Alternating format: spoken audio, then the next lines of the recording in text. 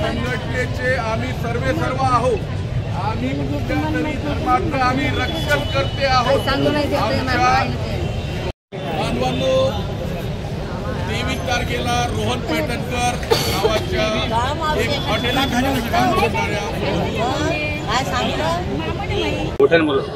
घडलेली घटना अत्यंत निंदनीय आहे, माणुसकीला काळीमा फासणारी आहे।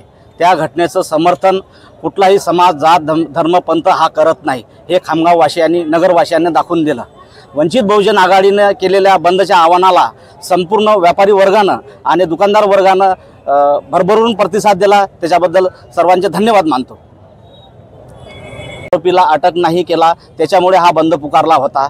अजूनही जर आम्ही पोलीस प्रशासनाला 8 दिवसाचा अल्टिमेटम देत आहे। 8 दिवसाच्या आत जर आरोपीला आणखीन जर अटक नाही केलं तर आम्ही संविधानिक मार्गाने आणि लोकशाही मार्गाने जे बी रस्ते असतील ते वापरून आम्ही हे आंदोलन अजून तीव्र स्वरूपाचं करून आणखीन आंदोलन करणार आहोत। कुठल्याच प्रकारची त्याला मदत मिळालेली नाही आहे।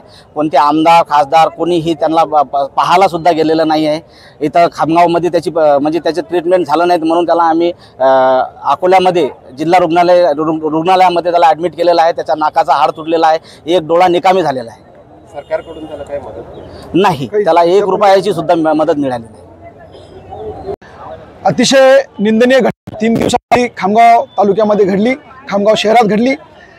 ज्या पैठणकरला त्याचा धर्म, त्याची जात विचारून त्याला लग्न करून त्याला मारण्यात आलं, जे की अत्यंत निंदनीय आहे। या घटनेमधील जेही आरोपी होते ते कोर्टासमोर प्रोड्यूस झाले होते। टेक्निकल मुद्द्यावरती त्या आरोपीला सोडण्यात आलं।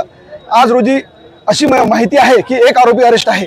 या 2 आरोपीला लवकरात लवकर पोलीस प्रशासनाने अटक करावी आणि या दोन्ही आरोपीवरती आणि 3 आरोपी, जो 1 अटक आहे आणि 2 फरार जे आरोपी आहेत, या तिघांवरती मकोका NDPA हे ज्या ऍक्ट आहेत त्या ऍक्ट अंतर्गत त्याच्यावर कारवाई करण्यात यावी आणि त्याचं जे संघटन आहे, जो सांगते की ज्या संघटनेखाली तो काम करते त्या संघटनेवर सुद्धा बंदी आणावी। त्याच्यावरती सुद्धा याच्यानंतर फार मोठ्या प्रमाणात आंदोलन छेडण्यात येईल आणि ज्या टेक्निकल मुद्दे आहेत त्या टेक्निकल मुद्द्यावरती सुद्धा वंचित बहुजन आघाडी SP ऑफिसला भेटून इतर ज्या चुका झालेल्या आहेत त्या चुका पोलिसांच्या निदर्शनास आणून देईल।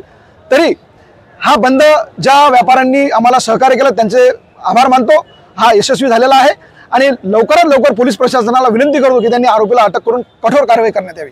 धन्यवाद।